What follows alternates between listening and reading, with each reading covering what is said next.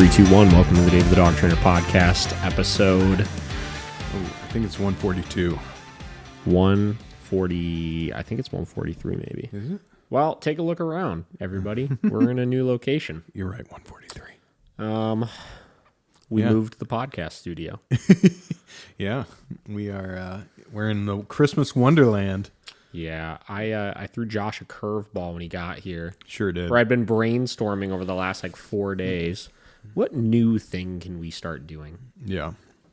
And I came to the assumption that I could move the podcast studio into my basement, my Christmas bar. And I'm making sure it's my face. Oh, yeah, it stays in focus. Perfect. Yeah, I got that eye tracker on you. I know, I see that. That's pretty fancy. So here we are. We're in my basement. A little change of scenery for you guys. Yeah. And that means we're fully in the holiday spirit. We spent the last couple of days renovating this basement into a Christmas bar. Yeah. And here we are. It looks great. Hope you guys like it. I'm not sure which one I'm more impressed by, this one or at Miracle, because you went all out this year. Bro, this year looks so good. Yeah. I feel like each year, I keep buying closeout decorations.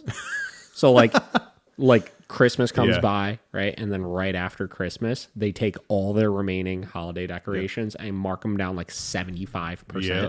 And dude, those motherfucking Christmas decorations are so expensive. So expensive. Because every year I'll go buy something, and I wanted to buy more because I put some lights out in our house the other day, and I needed another strand of them. And I went there and I'm looking at them. I was like, these motherfuckers are $75. What? For one strand? It's a long ass strand. I know, don't get me wrong, but $75. I was like, there's no way, because I have 5 strands of them already. I was like, there's no way I paid $75 a piece for these. No. It's because I bought them on the closeout. 75% off, dog. Yeah, December 26th. We're going back. So I'll be going back. But anyways, I've been buying closeout decorations. And then I feel like I'm just learning year by year what things worked and what things didn't work. Right? Okay. So how I'm hanging the lights. Last year, I had the lights kind of strung loosely around all the wreaths, and it looked okay, but I had to kind of hinky-dink it a little bit. Yeah. You know? Okay. And this year, dude, I wrapped the fuck out of those wreaths. Got them real lit up. Yeah. And I did it where I wrapped them, and then instead of having it shooting out of it, I had an extension cord, so you only saw the wreath lit up. I wrapped other things better. It's looking good. So whatever. How tall is that Christmas tree you have in there? 12 foot. 12 foot. The 12-footer. I would love to have bigger, but Yeah. I think it's as tall as the ceiling is there. I don't know if it was Bridget or Paige. They posted they said the inaugural Christmas tree lighting at Miracle. Dude, we were so late on it this year. I felt like such a freaking bum, but it's we went to Mexico. We got back from Mexico 6 days before Thanksgiving. Yep. And then it's crunch time catching up with things and getting ready for the holiday. Yeah. Then the holiday comes by, then recovery from the holiday. And there was just no time to set anything up, So inevitably that means that the staff yelled at me and said, you have to set everything up right now.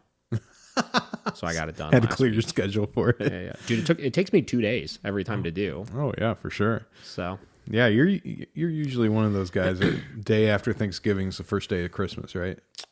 Yeah. Yes. yeah. But it's funny, I told Kayla, I was put something on the calendar right now for February, so we could sit down and have a official holiday meeting. And in this holiday meeting, we are going to go over the plans of what we're decorating, when exactly those decorations are going up and coming down. Okay. Who's going to be doing it? What our holiday parties are going to look like? Yeah. What, because every year, even the holiday party, right? We every year do some sort of holiday party for the staff. Yeah. But also every year, it's a week before, we're we have to do a holiday party. We should figure out what we're going to do. And we plan it on 6 days notice. And it's yeah. Well, Yeah, what was last year? It was the Top Golf, wasn't it? Yeah, that was what we did. Top Golf for the majority of it. Yeah. I'm pretty sure you were like 2 days before, you're hey, we're doing this. Do you want to come? Yeah. So we did that, and then this year, I can invite you live on air. Actually, okay. We're going to Kalahari. You're going to Kalahari? Yeah. Wow. Company trip to Kalahari, so you're invited. Oh, thank I'll you. give you the deets when we get off. Okay, that sounds good. I like that though. That's So you get more notice this time for it. Yeah. And we're not doing it until January, so Okay, there's a little bit of time. a for little, it. yeah. Yeah. This will be different because usually when we go there, it's a bunch of weird anime kids everywhere because we go to the Do they do conventions there? Yeah, they do the Colossal Con is what they call it there. I've only been to Kalahari one time before, Yeah. and it wasn't even my idea. It was actually Kate's idea. I was sitting. It was one of the last times we were in Detroit. Okay. And we're sitting there. I'm like, man. I was like, we got to figure out what we're gonna do for our holiday party. I was like, I want to do something like different. Yeah. And I don't want to do just like everybody just kind of gets together and like, hey, it's the holiday party Yeah. and stuff. I want to do something different. Yeah. And she was like, what about like we're like thinking ideas, and she's like, what about Kalahari? And I was just like, you know what? That's not a terrible idea, actually. Yeah. It's fun. So we're doing that. Yeah. We rented one of those big old cabanas. Oh, You know? okay. Yeah, yeah. It's one of the, it's a 16-person whirlpool cabana. Oh my gosh. It's giant. Yeah. Yeah. Yeah, So it'd those be are cool. Yeah, those are fun. They're like separate from the building and everything. Oh, really? Yeah. I didn't know that. Yeah. It's crazy. I don't know very much about it. So Yeah. Yeah, you'll have a fun time. Dude, they have like a cave pool bar. It's like a hot tub bar. yeah. So you go in and it's like you're in the cave and then all of a sudden there's just a bar in the middle. It's like a little tiki bar. I actually think I remember that from the one time that I went. Yeah. It's pretty cool. Yeah. Yeah, Everybody likes water slides, you know? Oh yeah. Everybody wants to go down the little toilet bowl thing. Yeah. I love the toilet bowl spins you thing. around. The only ones I don't like is the ones that you're just like you just Bro, and the floor just drops out from I under don't you. like that stuff, man. That stuff Yeah. scares me. That shit's crazy. But yeah, no, that's awesome, dude. Yeah. That's pretty cool that you're able to do that too, for your staff. Yeah. Christmas time. It's the greatest season, you know? It is the greatest season. Josh, what was Christmas like as a young buck? For me, what are your earliest memories of Christmas? I mean, the first memories aren't actually that not that they're not great, but I found out I was allergic to Christmas trees. So yeah, What, like the pine or what is it? yeah, spruce trees or whatever you call it. We would usually come up here because I grew up in southern Indiana, but we would go to my grandma's house, and the one year, all the cousins were like, "Oh, we're gonna sleep under the tree," like Under it. yeah, well, all our sleeping bags in a row, and I woke up and I couldn't hear anything. I was like. And I'd always get ear infections every Christmas. We didn't understand why. And I don't know why it gives me ear infections, but it does. But I woke up and it blew both my eardrums and I was bleeding out of both ears. Oh my God. And I run up to where my mom was staying and I'm like, I'm dying. Because I couldn't hear. And I can only imagine what my mom thought. Like, oh my gosh. So after that, we had a fake tree for the rest of my Christmases. But everything was usually pretty cool. Like, I kind of miss it because I always had a big family, so we'd always get together, and have the big family party, and everyone get little trinkets for each other. But it seems like that kind of died off for my family for some reason. I feel like it's like almost inevitable that with a lot of families it does, and it is such a bummer. It is a bummer. I think it's like as you get old and like, certain family members either move or die and like shit like that. Yeah. It's like there's always that one or two people in the family that kind of like keeps it all together, Yeah, that was definitely my grandma in Indiana. Like my grandma and grandpa, because they were the ones that was like every Sunday, it's like Sunday dinner kind of thing. Yeah. And then when they passed, it was just like no one really took the torch. Like we still do stuff for Thanksgiving, but other than that, Yeah. man, that one guy's gonna be real upset with you. I hear that over there. Did you hear that? Yeah. I gotta fix this stupid cable on these new mics. Yeah, but yeah, it is kind of a bummer, and that's why I really want to start having more I guess Friendsgivings or whatever you want to call it. Kind of make your own family kind of thing now. Dude, Kate and I have been brainstorming this idea of creating some sort of annual tradition for friends and family, like whoever the fuck wants to come. Yeah. Oh yeah. But some sort of creative thing. Okay, so I have a close friend of mine whose family does every single year, the day after Thanksgiving, they have their inaugural wood cutting party. Right? Now, they live in Hudson on like 10 acres or some shit, right? Yeah. So they have like a lot of land and a lot of fireplaces throughout the family, and they've large family, stuff like that. But they've been doing it like since the 70s or something like that, right? Wow. Okay. And every single year, like they've never missed a year. They do this like wood cutting party, and they invite friends to it, family, and it's so cool. Like we went this year, the day after Thanksgiving, and we went out there, and basically, they cut wood all day, right? And then they have a fire, and they have like these tables set up with different drinks and cocktails and food, and they're cooking sausages over the fire and stuff. And it's like everybody's just sitting outside, freezing their ass off, huddled around this fire, just having a great time. Yep. Right. That sounds cool. It's just so much fun. Yeah. And like there's something about this tradition of, because you do it every year, everybody just toughs out the elements and they just go outside and they just have fun together. And, it's having something like that, especially on a day like the day after Thanksgiving. Like obviously people go Black Friday shopping and stuff, but like a lot of people are generally going to be more free than they would if they did it like on a holiday or, during the week, like on a random freaking week or something like that, you know? So the probability that they get a lot of people together for it is really high, and it's super cool, And we were thinking, we're like, damn, like what can we do that's like some sort of cool tradition like that? Yeah. Yeah, I know. That sounds great. I think I hate to be that guy who's like, social media tore us apart, but I think, the prevalence, is that right? Yeah, of like the social platforms, and like you can talk to anyone at any time kind of thing. It just kind of made, I don't know, even getting together like almost like a hindrance for people. It's like, why gotta go out? We could just talk on the phone or talk over social media, And I think people are starting to see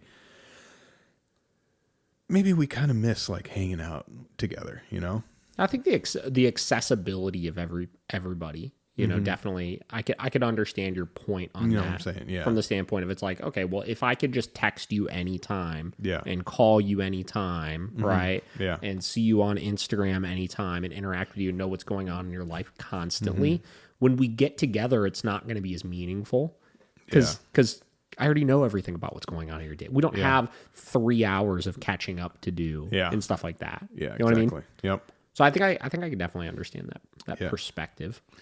Yeah, I mean, I don't know. It just seems like in my group of friends, I guess, I've seen a lot of that where it's like, I don't think I'll go out. Yeah, it's where it was usually back in the day. Like, I mean, maybe it's because we were younger too. I don't know, but it was more of a incentive to just go out and have fun. Like, even if it was just for dinner real quick and then you go home. It's like people would hang out, But now it's like, I'll stay in and watch my Hulu.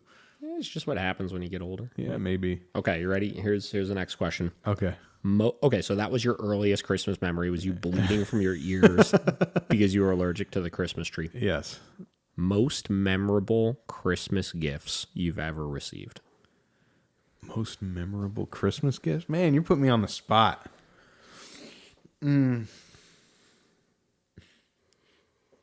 Okay, the one that probably changed my life forever, good or bad, was I got my mom to let me buy a Nintendo 64 off of eBay. Bro. I wasn't. You got it off eBay? Yeah, I got it off eBay in like 1997, so it had been out for a year, but I wasn't allowed to have one at the time. Yeah. And did it come out in 97? 96. Was it? Yeah. Or 95, maybe even late 95. I'm not sure. One of those. But I bought it in like June, but she's like, you can't have it until Christmas. I was like, what? Isn't that the fucking worst? And then she's like, the other incentive was, I will buy you a TV if you do the dishes every night until Christmas. So for 6 months, those motherfucking dishes every night. Every night. Yeah. And then Christmas came and she'd wrapped everything up for me. She wrapped up the TV. So, and I got to open it. I went from a sports kid to a the fat band nerd video game player overnight. The first video game system is always an iconic one. It is. For me, actually, I would say one of my couple most memorable Christmas gifts were mine was the Game Boy Color I got for Christmas. Oh, yeah. Right? Yep. And that was like my first game system that I ever had. And that thing fucking revolutionized my damn life. Right? I had like Pokemon Crystal for it, I remember. And I used to just play that bitch all the time. You want me to age myself here? I had a Game Boy Pocket. Yeah. Which was before the Color. Yep. And my first one was Pokemon Red. Red? Yeah. The OG, man. I still got that. I bet you I could sell that for some money, you know. A lot of them are worth... There's this one random Facebook page I stumbled upon that that comes up in my reels all the time. Yeah. And it's called like DK Oldies, I believe. Yeah, yep. And you follow him? Yeah, it's like the real like nerdy guy that's like always like packaging up orders. Hey man, you just ordered this new N64 deal. Let's package it up and I'll throw in a free gift. Yeah. That guy's crazy. Oh, dude, yeah. I watch that one all the time. But so I got an N64, I remember the first time. And that was probably right around Christmas. I think it was more of like a birthday gift for me, when it came out. And same deal, I convinced my parents to buy it for me off of like a friend's older brother or something like that. And I remember I got the N64 and then GoldenEye and Quake 64. Oh yeah, classics, dude. Game over. Oh. And then, you know what's funny is like, why is it Christmas? I'm actually like connecting this in my head. Christmas time, I feel like, and the gifts you receive for Christmas are so iconic because a lot of times it's that thing you wanted for so freaking long, right? So for me, video game system changed the course of my childhood when I got a video game system. For sure. Then I got my very first like nice skateboard for Christmas one year that I've been asking for forever. Total game changer because that really took me from just like a skateboarding hobbyist to like that's my identity, you know? Yeah. And then I got my first guitar for Christmas also. Oh yeah. First guitar, man. Yeah, that was a big one. I got my drum set for Christmas too one year. I can't believe I haven't played drums in so long, but that was how I started music. I was a drummer. Yeah. I got my Tama kit. The Tama Rockstar kit. And then it came with a... God damn it, I'm going to age myself again. It came with a VHS. A VHS? Yeah. And it had... I don't think that really ages you that much. It had... I almost said Dave Portnoy. It's not Dave. Mike Portnoy? Mike Portnoy. And... from Dream Theater? Yep. And then the drummer of Rob Zombie. And they were both on there and they were like... This is how you start your first beat, you know. And I was like sitting there like watching these guys. I'm like, oh my god. Or what's when everybody's? Yeah. Oh yeah. Yeah. The alternate. Yeah. And I was just like, oh my gosh, and I actually just had to like get rid of that drum set finally because it had finally just kind of gone in so far of disrepair that I had to get rid of it. But I had it for almost 20 years, My first guitar was this like little shitty PV, like that was in one of those sets, with the little amp and everything. Yeah. I still have that thing somewhere. I think it's at my parents' house somewhere. Probably beat to shit. I used to play that thing so freaking much. It was ridiculous. Oh yeah. I think those were definitely the iconic ones though, and like those three, like for years after I got those three, that's like those were like my gateways into that thing. You know? Yeah. No, you're completely right. Like the magic of the Christmas presents, it alters lives. If you really get something that they want and they run with it, Man. And I hope kids still get that way. Like I'm sure they do. I hope so. Oh, here's a random one, but I was not expecting this. My friend of ours, he lives in New York, and he comes over like periodically to get cosplay work done from Devin, and then I'll take some cosplay photos of him. He just like sent us some gifts in the mail, and Devin is like an anxiety ball, so she was like, "Can I just open them now? Let me just open them now." And he's like, "Okay, fine." And he bought us both new Xboxes. It was What? Yeah, it's wild because like she doesn't charge him anything, and I'm like, you're here, and let's just take some photos, you know. And he's done that a got few you guys times. both new Xboxes? So you Yeah. have 2 Xboxes? Yeah, one for each of us. Yeah, Why do you both need your own Xbox? so we can play together. Is that actually how that works? Yeah, yeah. So Can't you just play together on the same system? Not anymore, really. Really? Yeah, you got to play online. That's some serious bullshit, first off. Oh yeah, but it was wild. I was like, what the heck? So I literally came back from Pittsburgh, and then that was in the mail. And I was like, oh my God, what are you doing, bro? He's like, oh, don't worry about it. Merry Christmas. I was like, Merry Christmas. I was like, thank you, man. So I'm feeling the Christmas spirit lately. Hell yeah. I'm like, what do we get him now? Like, you know? that's hard to follow up on. You know? Yeah, it is. Hell yeah. When did I get the sign for you? That 2 years ago. was I it 2 believe. years ago? Man, I didn't get anything last year. I have to get you something this year. I don't know what now. Now we're gonna be a mobile unit. We don't need gifts. We're a mobile podcasting unit now. We're gonna start changing up the scenery for you guys. Yeah, I think that would be fun, dude. I know it would be maybe tough to do, but even if we did like one in the shop, I think it'd be cool. I don't think it would be tough to do at all. We would just have to coordinate. The problem is I would want to do it in like the main area. Yeah, exactly. You know? Right in the middle. Right in the freaking middle of it. And it's Yeah. not like it would be a problem, but like, Yeah. you know, when we have fucking 35 dogs in the facility, it's like if one of them starts acting a fool, it's going to disrupt the entire fucking thing. Yeah, it's You like, know? it's like, oh, sorry. So we'll see. Maybe one day. I mean, the girls do it at the shop. Yeah. You know, they just do it in the other area. But the problem is the other area is still just very new right now. Yeah. You know, it's that makes sense. nice, but it's like totally undecorated. You Yeah. know? So the visual aspect of it just would not be what it could be. Yeah, But it is what it is. We'll that makes figure it sense. out. We'll do it over there one Yeah. of these days. Do you still have the exposed brick up in the top room? Yep. Okay. Yeah, that would be our best bet is Yeah, that's a good doing background. one in there. It's a good background. You still got all those old photos of the canvas? All the same ones. They're screwed into the wall. They're not coming down. They're not.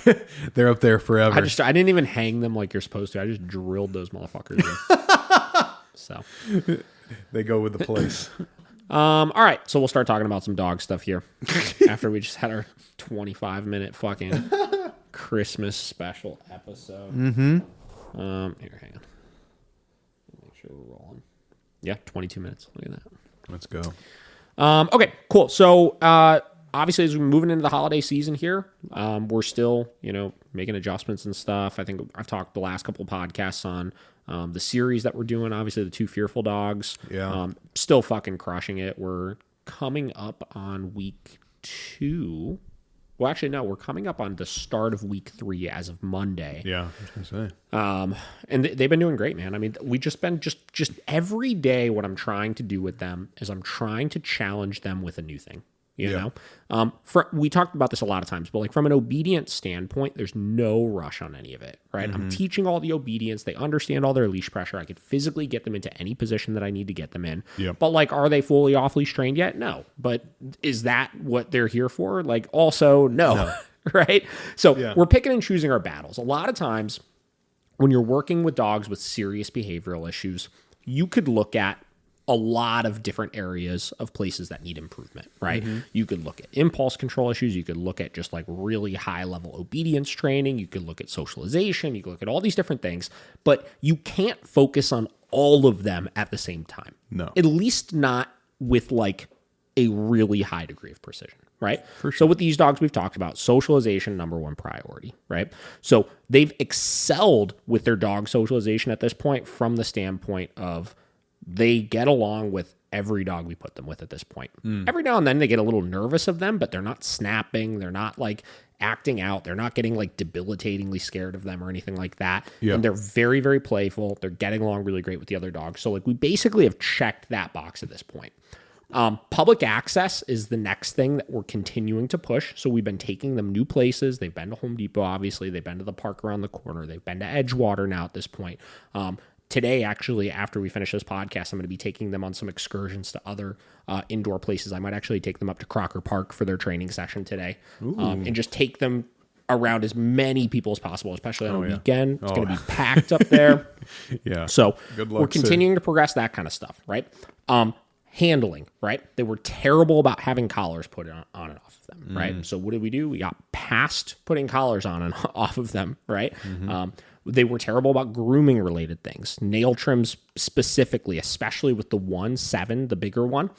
Horrible with nail trims. You're going to see, I think Monday we have the full YouTube video going up on exactly how we worked through that problem and got him to a place where he's now crushing it with his nail trims, right? Let's go. So we're just isolating all of these individual pieces while simultaneously developing food drive with them, getting them to a place where, they're being responsive to commands and stuff like that. And I'm choosing in that route to try to keep them as motivated and as confident as possible because I'm able to address all these other issues in other places, right? So that's been a massive thing that we've been focusing on. Another big thing that we've been looking at is our send home lessons that we're doing, right? So I've been spending a lot more time with our trainers, doing send home lessons with them, helping to improve on things they're currently doing in the course of the send home lesson. And today I was doing a send home with our board and train trainer Seamus, and I was just coaching him through some adjustments he can make to the send home process he does, right? Obviously, anytime you're sending a dog home from a board and train, there's 20,000 things you need to go over with your client, right? Like an infinite amount of things where you could do a 20-hour send home lesson and you're not going to be able to cover all of it, right? For sure. So with some dogs, you start, especially dogs that come in with like behavioral modification issues, a very important skill as the trainer is to be able to pick and choose effectively what are the important things we need to work on in this send home lesson, right? Yeah. Okay. So getting back to obedience versus behavior, right? We had a couple dogs go home over the last few days that I sat in on the send home lessons, and I just kind of want to walk through the process of how we chose the things that we ultimately worked on, right? So first dog was this dog Tofu. Tofu came in with really serious separation anxiety issues in general. Obviously, no obedience training, kind of like a snarky Great Pyrenees that just kind of did what he wants to do, no structure, no rules, stuff like that. Yep. Owners didn't have him for very long. They had him for 6 weeks prior to bringing him in for training. Okay. They realized right off the rip, this dude's behavior is a problem. We got to get this situated, right? And, the first thing that I like to do is when we sit down in a send home lesson is let's figure out and let's hear straight from the owner's mouth what like if this first week there was like 4 things that if these things were perfect or we got these behaviors under control, my life would be drastically changed with the dog. We try to figure those things out, right? So the biggest one right off the rip, and they even mentioned it like 6 times over the course of the first like 20 minutes of the lesson, right? The first one was that they couldn't even leave the house, right? He was so bad in his crate, right? They couldn't confine him half the time because he wouldn't go in for them. If they left him out, he would destroy things and eat stuff. And not only was that dangerous to him, but obviously you can't have all your stuff getting destroyed constantly. So through looking at that, we could say, okay, well, there's 27 different areas in our day-to-day that by addressing those things, we could gain leverage for the bigger things like this, right? Like that's obviously one way to look at it, and it's not incorrect. Or the other thing is we could just look at this specific issue and make sure we have an immediate game plan for how they could start addressing it, right? So in choosing that, we would take a dog like that and we would say, okay, well, before I work on anything else, before I work on sit down, come, heel, this, that, right? I'm going to focus on making sure this dog can really easily get into the crate. We have a way to hold him accountable for being in the crate. We have a way to keep him calm while in the crate. And we have ways to ensure that he can't get out of the crate once he's in it, right? So let's say the first hour of the send home lesson consists exclusively of working on all of our crate related things. And because we had to spend an hour on that specific thing, we didn't have time to get to his off-leash recall, right? Or we didn't have time to get into socialization with other dogs. Or we didn't have time to get into nail trims or bed stays or any number of those types of things.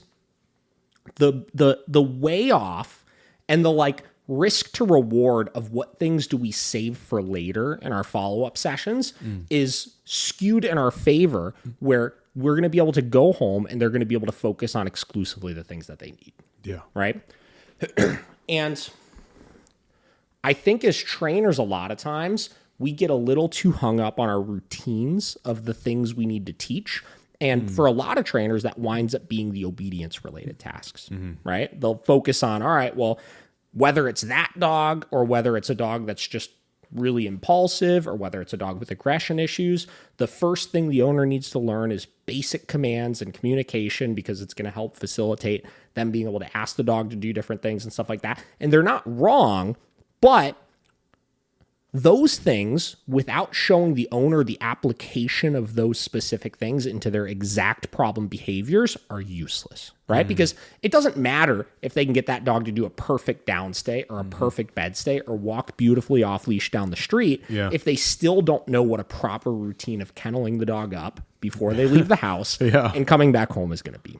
You know what I mean? It's not going to help anything, And sometimes what we'll do is, like, as we're working through the send home lesson, right? And we're working on all those obedience training things, if we're kind of neglecting the things that we're supposed to be doing, is that we'll answer the questions of, they'll be like, okay, well, what do I do when I need to leave the house? How do I crate the dog? And we'll answer it, but it's like almost like an afterthought how we're answering it. This is what I see a lot of times with trainers, right?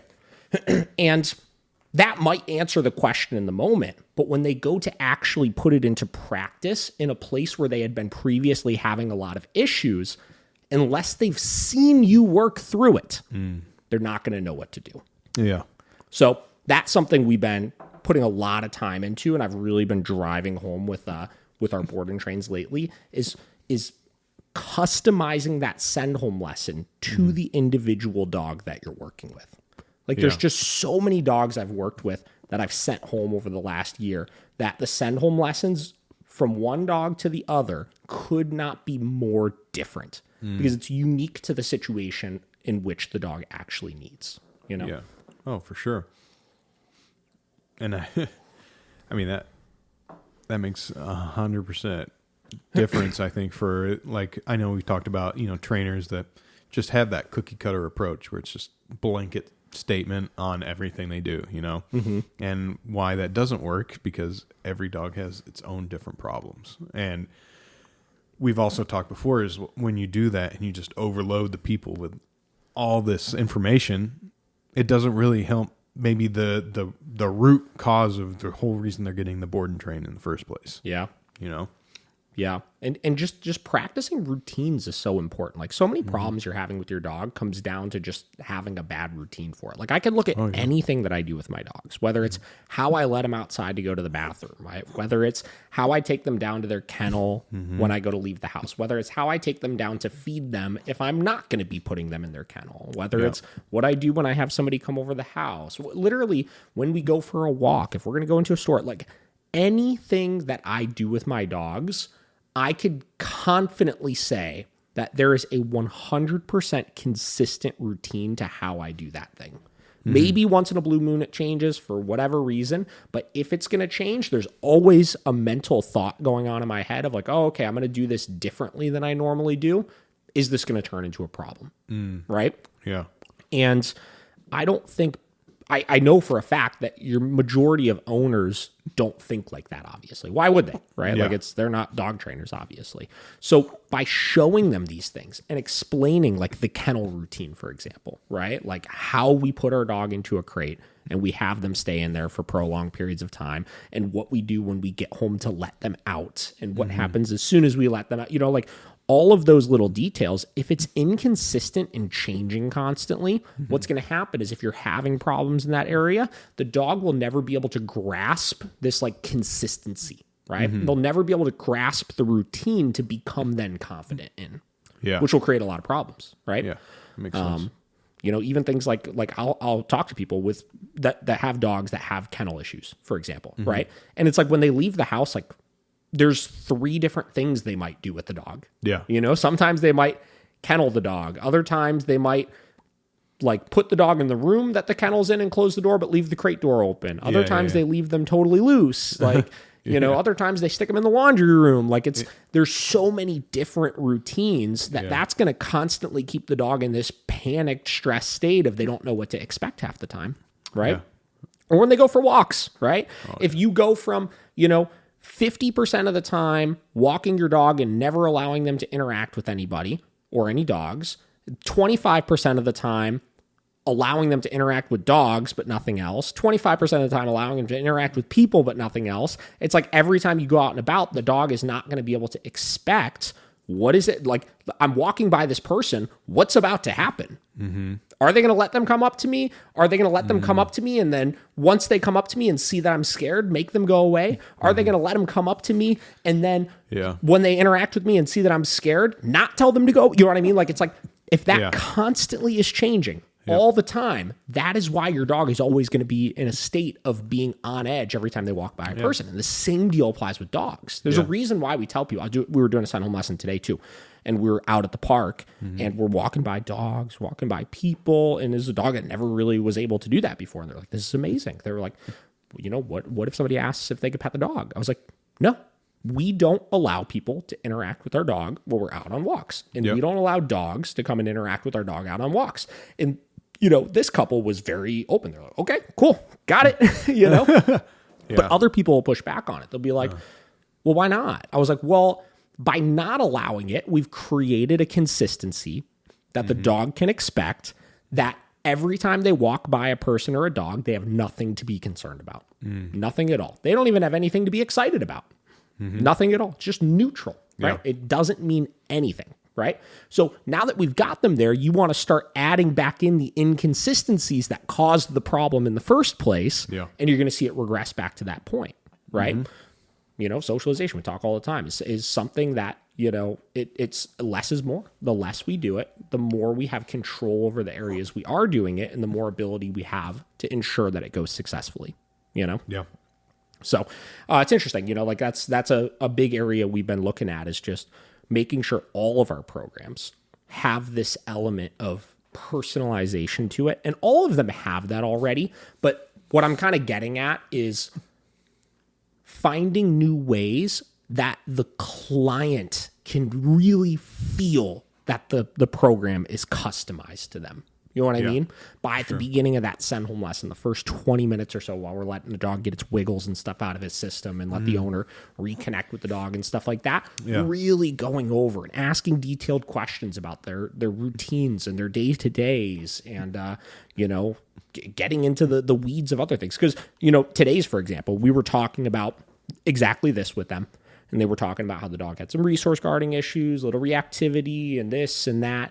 And I was just kind of asking follow-up questions to it. And they wrote all this down in their questionnaire, and we read it all, obviously. But I'm asking follow-up questions, and we kind of got down far enough in asking these questions where we got to the root of there was actually a whole separate problem that they weren't even aware of that wasn't put on it, that by getting into the weeds of their situation, we were able to dissect. Yeah. We see that a lot. We'll see that when we go and do in-home lessons with people sometimes. We don't need to go into the house in order to help solve issues, but sometimes when we go into the house, there are some glaring problems that we'll see pop up that didn't seem like issues before, but actually are massive issues when you actually put them into practice. I'll give you an example of one we saw recently. Maybe a couple weeks ago, I went and did an in-home lesson with a client who has this cattle dog mix, right? And the dog is just loud and noisy and reactive, and he's a handful. You have one, right? Oh yeah. And a lot of their issues were with his overstimulation when guests would come over, right? Or when people would leave, he would get really overstimulated. And we had some solutions to work on it, and we were moving it in the right direction. It was getting better, right? But I went to the house for the first time, and as soon as I walked into the house, there's 2 other dogs there as well.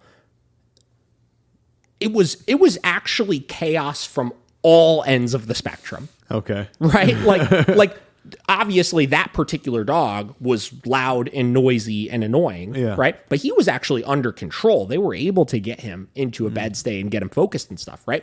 The other dogs simultaneously were going buck freaking wild, right? But the difference was The buck wild with the other dogs wasn't as disruptive. The one was a little bit smaller. His bark, I mean, this is a big thing people overlook all the time. His bark was a pitch in which it doesn't annoy the fuck out of you. Yeah. You know what I mean? Like, there's yeah. a big difference between if you have a dog that just has like a woof, woof, woof bark versus a dog like some of these cow dogs are like, Oh, yeah. For sure, you brother. know?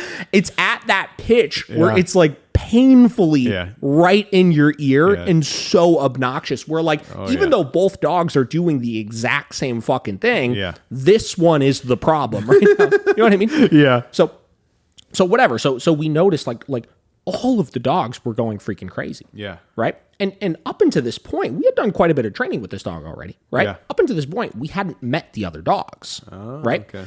So we go in, and I'm just like, guys, like, this is kind of a lot right now. Yeah. You know, and they were aware of it. They knew it was. Yeah. Right. And they had, you know, discussed the idea of possibly doing some training with the other dog. For sure. Right. So that was like the deal sealer of like, yo, if we really want to get this under control, we got to get all of this under control. Yeah. It can't just be one, right? Like it's, it's not that I look at it from the standpoint of, you know, one of the dogs is going to be jealous of the other one not having any rules or anything like that. Yeah. It's just they all are going to feed off each other to some extent. And yes, I am a firm believer that, you know, no matter what one dog is doing, this one should still keep itself under control. Yeah. But when you're dealing with arousal issues and stuff, keeping it under control, he might physically be keeping himself under control, but mentally he's spiraling still because of what the other dogs are doing, right? Yeah. So let's make it easier on him. And let's make it easier on ourselves by every time we get all of these dogs down a couple of notches, it makes everything a little calmer for us, you know? So that's a situation where we saw like, hey, this is a different problem that we had to see by going into the scenario in order to see it. And since they've been able to get an e-collar for the other dog and start disciplining for some of the nonsense with that dog, which they said have just brought everything down like a couple notches as far as intensity is concerned. Yeah. So I know we've talked about it before too, where it's like people think it's this dog, but it's sometimes the other dog that really instigates everything and just puts it over the top. Yeah. Well, because if you look at it, right, I was thinking about figuring out a way to word this, right? I think I stole this from Wes Watson, actually. Perfect. I love it. Shout out Wes Watson. Yeah. So, Wes Watson talks about, you know, people always, he's got this quote, like, people always message me and they say, Wes, what do I need to do? What do I need to do to help get past these issues? And he says, I'm going to say it just like him. He says, motherfucker, who do you need to become? Right? Yeah. And let's take this back a second, right? A lot of people message us all the time, right? And they say, David the dog trainer, what do I need to do in order to help my dog stop attacking other dogs? What do I need to do to help my dog not be anxious when I come over the house? Yeah. To which I say, who do you need to become to have a dog that's not attacking people that come over? Yeah. And have a dog that's not fighting the other dogs in your house. For sure. And have a dog that's not jumping all over Aunt Susie every time she comes over. Yeah. And I'll tell you, truer words could not be spoken. Yeah. So let me equate this back to what I was talking about, to people who think one dog is the issue and the other one is not. Yeah. Let's reframe everything we look at from that lens of not what we do, who do we become, right? If we look at it as this dog is the problem and this dog is not the problem, you could do all of the right things with this dog, but who you are is still the owner of the untrained dog that thinks that you could just get away with doing nothing. Yeah.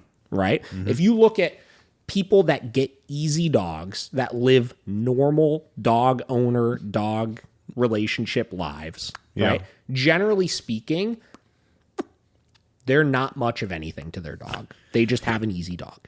Yeah. And this is not a knock on those people, especially the ones that are seeking help for other dogs that they have, right? Yep. But the reality of the matter is, I keep kicking this goddamn thing. But the reality is, who you are is still the owner of the dog that has no knowledge of how to communicate with an animal, has no sense of authority, right? Because you've just gotten lucky with, I don't really need to do a whole lot. This dog is just good, right? Yep. So you could try to do all of the individual things you need to do of, well, I told him no and corrected him here, or I asked for a sit command in this place, or whatever it may be. But if you at your core do not become somebody who just can view behavior as appropriate or inappropriate and feels like the kind of person that would establish a rule, a boundary, and would be the person that will enforce their rules and boundaries, you're never going to get anywhere still. Yeah. Right? It's 100%. So that is the biggest thing, man, is and I still to this day hear it all the time. I was overhearing Michelle in a lesson the other day. I was, I think, doing a send home with Seamus. I overheard her in a lesson, and the client said, just jokingly, he's like, this is just as much training for us as it is the dog. And we hear that exact line all the time over and over and over again. And he's 100% right, obviously. Yeah. But training always is, it's never about the dog. No. It's never about the dog, No.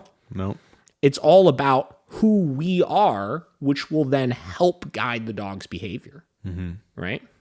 But it all starts with us. Yeah. And it ends with us. Boom.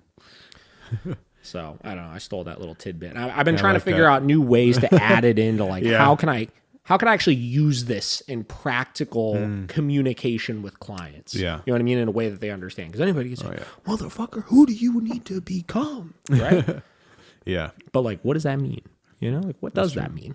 How do you articulate that you need to become something in order to influence something else? Because that's it. Like, how do you just grasp, if I become something else, right? If I become a different version of myself, that ultimately the things around me are going to behave differently in my presence.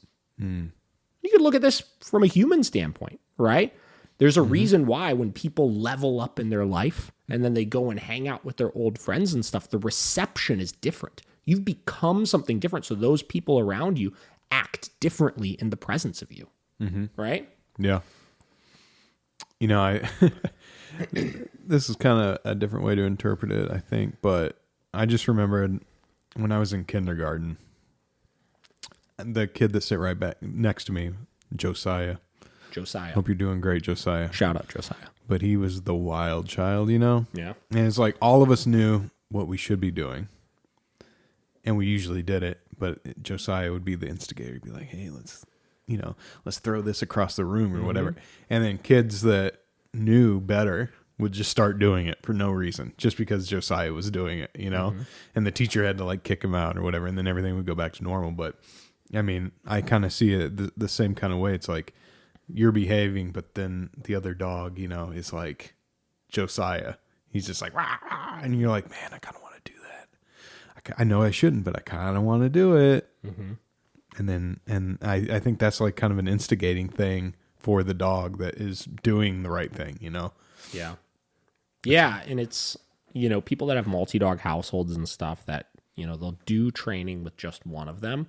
I notice a massive difference between the clients that start halfway through that program asking me questions about things their other dog is doing, right? That prior to, they never would have realized was a problem. And I look at that not as, some could say, well, the trained dog is getting better, so they're becoming aware of how good a dog can be, right?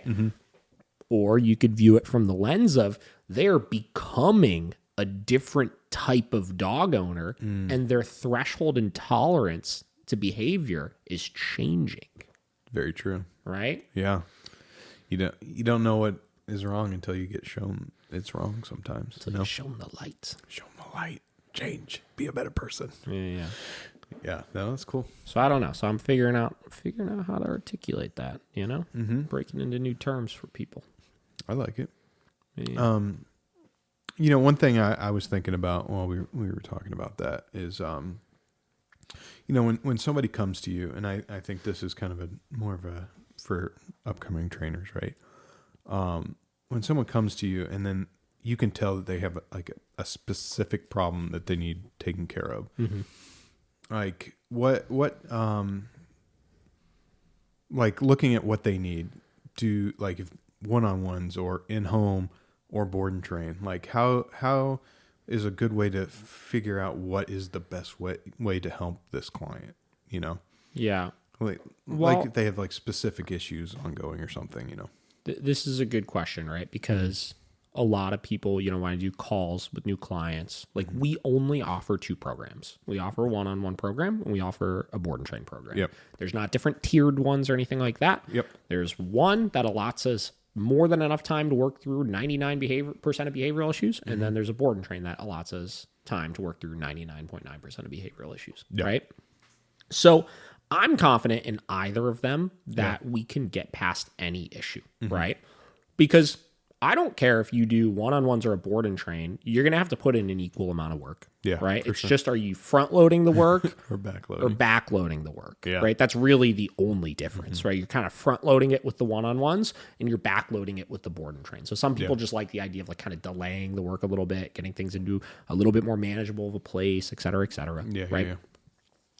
But as we start working through things based on the feedback we're getting from our client and based on us asking good questions, like we talked about, you know, as far as how we were able to figure out there was actually different issues with this dog we were working with today by asking good questions, we're going to be able to in real time determine the things we're going to need to do, you know? And all of our programs are kind of built in a way where it allots us the time and it allots us like resources to like in which like if we need to go do an in-home lesson with somebody, like we can go do it, you know, or if we need to go to a park, like we can go do it or whatever it may be. So just in real time, we try to determine like, what does this dog need in this moment? You know, we are constantly trying to force ourselves to break away from the mold of a curriculum, you know, because it's important. Don't get me wrong. There's skills every dog should know, but the more you could keep yourself in tune with the moment and not in tune with any expectation you had going into the session of what you were going to do, the more you're going to be able to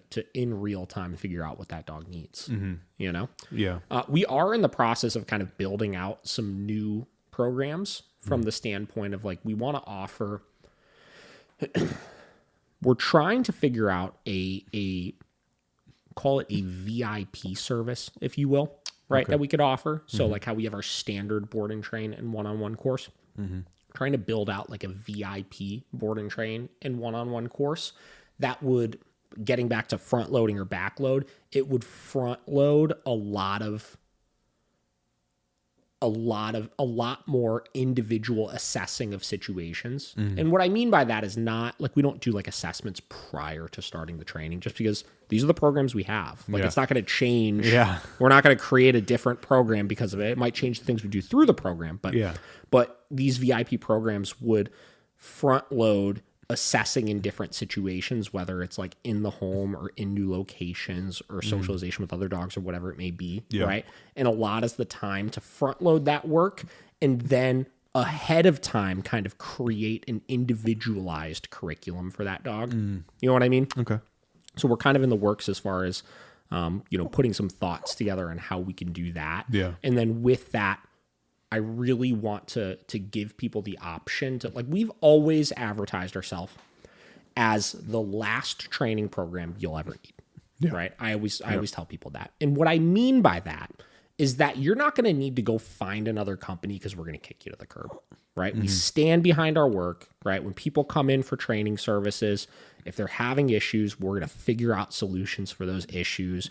We're not going to like charge you out the fucking wazoo where it's like we get to the end of the 10 sessions. It's like, there's still these like couple things we need to do. It's like, all right, well, $500 more, please, $600 more, which, believe it or not, almost every training company out there operates that way, where once you're done, pay me some more money if you want my time. Like, we've never, ever, ever done that to anybody. But, you know, if you call me 2 years later and say, hey, I've been slipping, haven't done shit in the last year, I need some help, like, obviously, you know, we charge for those types of sessions, right? We're in this VIP program kind of tossing around the idea of having something where we truly offer like a lifetime, I don't want to say guarantee, but like a lifetime follow-up support similar to what we have with our board and train, which is our 1 year follow-up support. And it's always advertised as needed, right? So, you know, if we determine, hey, you know, this person needs a brush up, They're putting in the work. They're struggling with some issues. Let's help them out. We want to figure out a way to extend that to lifetime for clients to truly that at that point stand behind, even if it increases the rates, 50 to 100%, right? At that point, you could with 100% certainty know that that investment you're making will truly be the last money you need to ever spend on training for your dog, Yeah, that makes a lot of sense. That's pretty cool. So that's something we're kind of pondering a little bit as well right now and coming up with some specifics as far as what that might look like. Yeah. So I guess so the short version of that would be at the end of the day, it's kind of more of what is best for the human to learn. Like, is it easier for them to work through? That's a great way of putting it, actually. Yeah. That I'm definitely going to steal from you. Okay. Which program, it's not about which program is best for the dog. It's about which program fits the human's learning style better. Yeah. Yes, that's good. Yeah. Because at the end of the day, the dog's going to figure it out whether it's in, one-on-one or board and train. But I mean, always, and we've talked about this a lot, is the most important part is how the humans retain the information, Yeah. Like, are you a good person, like backloading it to the end and then it's kind of like all at once, or do you need the small incremental pieces, or what's your schedule like? Are you able to do that, Yeah. There's a lot of things you got to take into account for that. So I think a lot of people take a lot of pride in doing it themselves too. yes. Like with one-on-ones. So. There's absolutely something to be said about a client feeling like I did this with my dog. Yeah. I didn't need to send them away for you to do the fucking work, right? I did this with my dog, which I got mad respect for, obviously. And past that, obviously, if you do a board and train, keep in mind, if your dog succeeds when you go home, that is still because you fucking did it. Oh, yeah. Right? It has nothing to do with your trainer just worked magic. Yeah. And, that's why suddenly, your dog is well behaved at home, because I've seen enough dogs that were damn well trained in our facility that go home and they do not do well. Yeah. I've damn well seen enough of that to know that if your dog is succeeding at home, that is 100% because of you, and you need to fucking pat yourself on the back because of that too. Is it, we gave you the blueprint. Now you got to build the house, right? Oof, I like that too. You're going to take all. I'm just firing off today. Start writing it all down. But I mean, that really is what it is at the end of the day. It's how are you going to handle everything afterwards or during, Yeah. So that's what we've been doing, man. I'm telling you, the end of the year, every time it comes around, we get in full. What are we going to do? What changes? Who are we going to become for the new year? That's right. You know what I mean? Yeah. It does get into that. So like we just like I said, like right now it's like board and train. Like, hey, let's look at these send home lessons with a magnifying glass, right? Let's figure out how we could make these send homes more customized to the individual dog's needs. Yeah. I don't know if you saw it, but there's a new season of Kitchen Nightmares that's airing right now. Oh, is it? Yeah, they're great. But last night he was at this this hot dog place in Jersey. Okay. But they had this year is their 95th year, and like they're having a terrible time, Yeah. But her excuse for everything was, "Oh, this is just how we've always done it." Yeah, how we've always done it. And the thing that he kept saying was, well, you can't do it like that anymore. I know I can't do the English accent, but that was a pretty good one though. Yeah, but he's like, you have to change. Like, you have to keep up. You have to keep fresh. Like, yes, you can still be an iconic hot dog place, but you have to keep up with the times and keep changing and keep adapting. What a brutal feeling that must be to have been in business for 95 years. Yeah. Right? 95 years. And then now it's like all of a sudden things fall up. Like if you made it 95 years, you could fucking make it forever. Right? Oh, yeah. But like you just said, it is going to take constant evolution. Right? And I think what happens, especially with businesses like that, where obviously it's been generational, right? It's gone down, whether or not generational from family, but through different owners, obviously. But like probably the first owner or the first two owners was constantly evolving it to meet the times. Oh, yeah. And then it switches hands, and then you get into the hands of somebody who doesn't have that mind for things, and they try to just operate as if they've always operated. But that mentality is flawed in and of itself, right? Yep. It isn't how things have always operated. Because if you did that same mentality is driving you into the ground, it didn't take 95 years to drive it into the ground. No. Right? Exactly. It took a stretch of time of you getting complacent for that to happen. Yeah. You know? Yeah, and it's like I think it was her grandfather that started, and then her dad, and then she took it over, you know? Yeah. So it's like, I think it's easy for places to get like, oh, this was the groove, and like, it worked, you know? Go ahead, sorry. It's all right. I was just going to say, I saw a reel, I think yesterday maybe, and it was with that Patrick Bet-Davis guy from Valuetainment. Okay. And he was on a podcast, and he's talking about, you know, the mortgage industry, right? And people in the mortgage industry, you know, 2 years ago were making fucking $500,000 a year, $600,000 a year, right? Just hustling off these mortgages like fucking hot, like just giving them away. You know what I mean? Making all this money, and now nobody's selling homes, right? Interest rates are fucking sky high. Like, you know, you can, like those same mortgage people that were making $500,000 or $500,000 a year are now struggling to make $40,000 a year selling mortgages, right? Yeah. And you know, I don't know anything about the mortgage industry, but I would look at like the way that things have been working aren't working anymore. So if you're going to survive, right, and you're going to make it, you need to constantly figure out new ways to evolve then, you know? Yeah.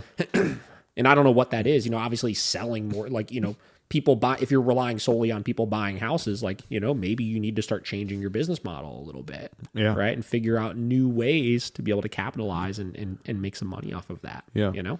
And I think dog training is going to start seeing that. Like I know with 100% certainty that training, because I talk to all my colleagues and stuff like that, like we're all in tune with each other and stuff like that. Training 2 years ago, 3 years ago, like we could not keep an opening. Like we were booking fucking, like if we let it, you know, if we didn't grow to like meet the demand of our services, we would have had a fucking 7-month wait list on stuff. Right. And now, you know, we're steady, but it's significantly slower than it was, you know, and that happens. And as that happens, it becomes more important to, with a magnifying glass, take a look at what you're doing and figure out new opportunities within the company and figure out new ways to separate yourself from the other training companies that are out there to help yourself stay ahead of the competition. Yeah. You know? And I don't think people do that enough. I don't think people have that business mind for it. We were joking about Terrestrial the other day. Yeah. Right? You know, Terrestrial Brewing Company is a local brewery around here who's great. Like the owner was a client of mine, and you know, we did some collaborations with them and stuff like that. And it was announced on Cleveland Magazine that they filed for bankruptcy, right? Which it sounds like they have a plan in place where they're going to be able to keep the company open and stuff. And I don't really know exactly how, obviously, filing Chapter 11 works and all of that. But, you know, they recently, in the last like year and a half, took on all of this fucking liability. They were going to they all at once went from just being a small local brewery that everybody liked because they were super dog friendly and they had good beer to they rented out the entire fucking building, took out massive leases on the entire building. They were going to create an event center upstairs. They simultaneously opened an entire restaurant to the other side of it, right? That's a lot. Just stretch. And obviously with that come costs of renovations and like all of this kind of stuff, right? And with that comes massive amounts of liability and debt, I'm assuming, right? Oh, yeah. And then as the economy continues to shift and turn, and like over the last couple of years, it's just been so unpredictable. It's been up, it's been down, it's been up, it's been down. It's like, it's insane, right? Like, it's like people are throwing their money away and then people are just, you won't even give a penny away, right? But they decided to go all into like 3 different projects at once. And I just think that was just a really, really bad business decision on their end. You know, instead of gradually growing it, like, hey, let's maybe get the restaurant going first, right? And maybe instead of renting out a whole separate restaurant, maybe we convert some of this brewery into a small restaurant area, you know, where we don't have to take on all this extra, you know, I get small bites. Yeah. It's just, you know, if you stay aware of all this stuff going on around you, it's like you could be really, you can be mindful of your own decisions you're making and try to learn from mistakes like that, right? Again, Terrestrial, shout out Terrestrial. I like them, right? I really like them. I like the place a lot. I like the guys there a lot. But I look at that and I try to think, what lessons can I learn from something like that? Yeah. For sure.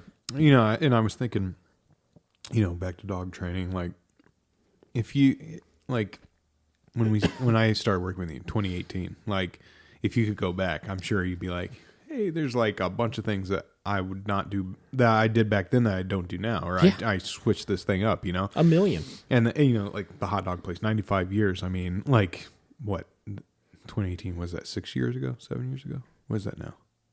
6? 5. Okay, 5, even 5 years. That's a drop. So almost 6. Yeah. But like that's a flash in the pan to that 95 years that restaurant there was there or whatever. But it's like you've changed so much in that 5 years to accommodate what you see in the dog training industry or anything in general. It's like you've seen what you could do better, or the trends that are coming in, and you got to implement that. And your training program now is probably vastly, vastly different than when it was 3 years ago, 4 years ago, And I mean, that's the testament of, especially something like this field, it's like you have to adapt and you have to keep like on your toes on what's going on in the industry and how what works, what doesn't work, I mean, back then, when you first started training, you were probably throwing a bunch of stuff at the wall, see what was sticking, I mean, that's what you do when you start out anyway. Like you're trying to figure out how to do it the best. And then over the time, you just figure out what is working. Yeah, and I think with this idea of coming up with these like VIP programs that we're going to be trying to announce come the new year, this is going to be the first time in a very long time that we've actually made training changes to our program, right? Like we've made a lot of changes as far as like client experience and like things like that, but this is going to, but it's all been within the same programs, you know?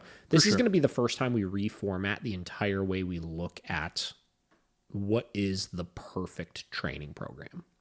Yeah. You know what I mean? Yeah, for sure. Like, what is the perfect, like, if you had to sign up for one thing for your dog, right, with the absolute highest probability of success and the lowest chance that you're ever going to need to spend money, again, on any of this kind of stuff, like, what would that look like? Yeah. And we're kind of trying to model it around that. Yeah. Yeah, for sure. Because when I started, you had like 3 different kind of board and train, like it was like different. Yeah, there was 3 of each. We had 3 different board and train options, and we had 3 different one-on-one options. Yeah, and obviously, like you figured out, like this is just an excess that people don't need. They just need this and this.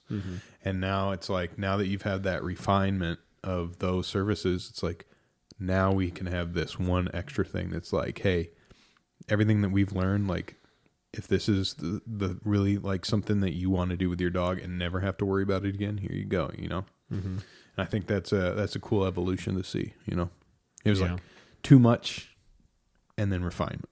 And I think that's probably how most things go, honestly. Yeah, I think you want to be mindful to not refine too quickly and too fast, right? Because then you'll just find yourself in this game of just constantly confusing your clients and followers and stuff of like every other day there's something different that they're offering. There's something different that they're doing, which is confusing, obviously.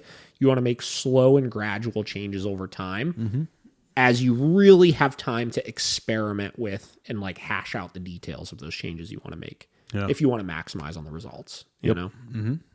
Super important. Sure is.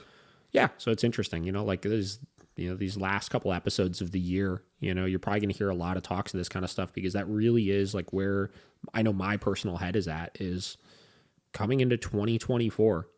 This is going to be now, 15 to 16 to 17, 18, 19, 20, 21, 22, 23, 24. This is going to be year 9 of me owning my own company.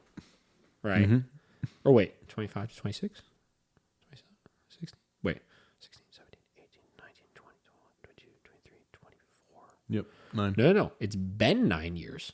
Because that would be up to 24. Would be 9 years, right? Okay, so you're going into your decade. Holy damn. 10 years of dogs, baby. Is that right? I don't know. Wait, 2015? Hold on. I gotta look at the height. The Heights Canine Instagram, I think, has like the origin date on it. 2015. 2015. Okay, so and we started it in January of 2015. It was always at the beginning of the fiscal year. That's 9 years then, because 24. So 25 would be the 10 years. No, wait, no. So 2015 to 2016, to 2017 to 2018 to 19 to 20 to 21 to 22 to 23. You're right. 24. I don't know where I was counting extra. Okay, I was gonna say if this was actually 10 years, I was like, that actually had me panicked for a second because I was like, fuck me. I was like, I gotta think of something cool for this year. Yeah. It's like a 10-year thing. Yeah, right? Now you got another year to think about it. All right, cool. Still though, so ninth year, right? Mm-hmm. So with that, getting back to the original point, right? Evolution is key. Right? Yep. We put a lot of emphasis over the last couple of months to changes we can make from a social media standpoint. Now all of my attention is changes we can make within the company, right? Yeah. And to all you dog trainers listening to this, I know we get a decent amount of, dog training companies, owners of dog training companies that listen to this. I've done 4 business consults in the last month, I think, with different dog training businesses around, right? Anyways, first and foremost, you are a business, not an influencer. No. And if you keep that in mind and you act like a business owner, you're going to keep evolving, and then you'll be 9 years in still succeeding. For sure. Oh, yeah. Yeah. I'm trying to think this, on my own stuff, what I really started this in like 2020, right? And it's like the evolution that I'm thinking of now. It's like, I went from all small, like little bars to I'm working with Hilton, I'm working with MGM. Like I'm getting these bigger contracts. It's like the evolution. Quick name drop on 2 big ass fucking names you're working with. Yeah. Oh yeah. Sorry. So Hilton, MGM. Yeah. And in talks with Ritz-Carlton. That's next. That's Q1 next year. Yeah. But seeing the evolution of like, all right, how do I take this to the next level? And do I want to just keep doing the small restaurants the rest of my life, or do I want to grow this to something bigger? And this is going into the 4th year, and I think it feels pretty good where I'm at so far. I like that. But it's the same thing. It's like, but there's always something. There's always something. And even if you don't make any big changes, as long as you've still got your eye on it. Exactly. You know what I mean? Yeah. Even I'm if you're not saying every towards... year you got to make big changes. No. But as long as you're looking at things through your magnifying glass and constantly aware, keeping your mind open to change, you'll do just fine. Because fine. Complacency is a terrible place to be. Yeah. And I think that's what kills a lot of people's like dreams or businesses. They start like the hot dog place. I hate to go back to the poor hot dog place, but it's the same thing. It's like complacency is what has got it on that show, unfortunately, for most unfortunate reasons. Yeah. And I'm sure we see that in the dog training world where people they learned from a Learberg DVD fucking 15 years ago, and that's still how they train, and that's the only way. That was me. Yeah. I learned from the Learberg video. Yeah, but 12 years ago or whatever. Yeah, it was. 12 years ago. But you took that, but you've made it. Your Some own. people stay too hung up on it. Yeah, that's what I mean. So, all right, we're rambling. I think. No, it's good. Yeah, one last little shout out here. So every time we do the podcast, generally when we're upstairs, I take my dogs and I stick them in their kennels, which are back here through this door over that way, right in the basement. And obviously, right now we're recording down here, and I don't want them down here, fucking 20 feet away from us. So they're just chillaxing upstairs by themselves right now. Now listen. Yeah. I always tell everybody, like, they're having well-behaved. Everybody's dogs are a little annoying sometimes, and this and that. And like, I don't really have any big issues with my dogs. Like, this is nothing new. But I just want everybody to know, for this entire hour and 15 minutes we've been recording this podcast, all 4 of my dogs are upstairs, and not only are they upstairs, but they're not engaged in command, and they're also up there not getting into anything, not making a whole racket, not pacing around all frantic because we're down here the entire time. And that comes down to the training modality I preach to everybody, which is take your commands, throw them out the window, and just stop the behaviors that your dogs do that are inappropriate so that they can learn to make good choices on their own when they're not engaged in command. Mm-hmm. They could learn to make good choices on their own when they're not being directly supervised all the time.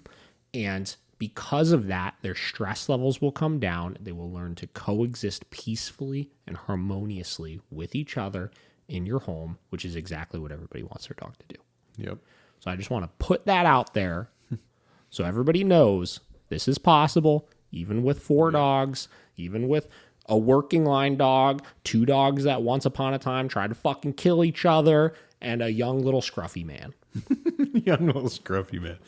So that's it. Yeah. So awesome. It's you would like your multi-dog household to be this well, to be harmonious this. Yeah. Fill out our form at miraclecaninetraining.com. And tying it back into one additional point that we made earlier, this also would not be possible unless you became the type of dog owner that wanted your entire household under control, not just the one that was such a nuisance that it was not tolerable any longer. 100%. All dogs are held to the same standard because that's who I am as a dog owner. So who are you going to become this coming new year? If I could drop this mic, I would. All right, that's it. We got to go. Okay.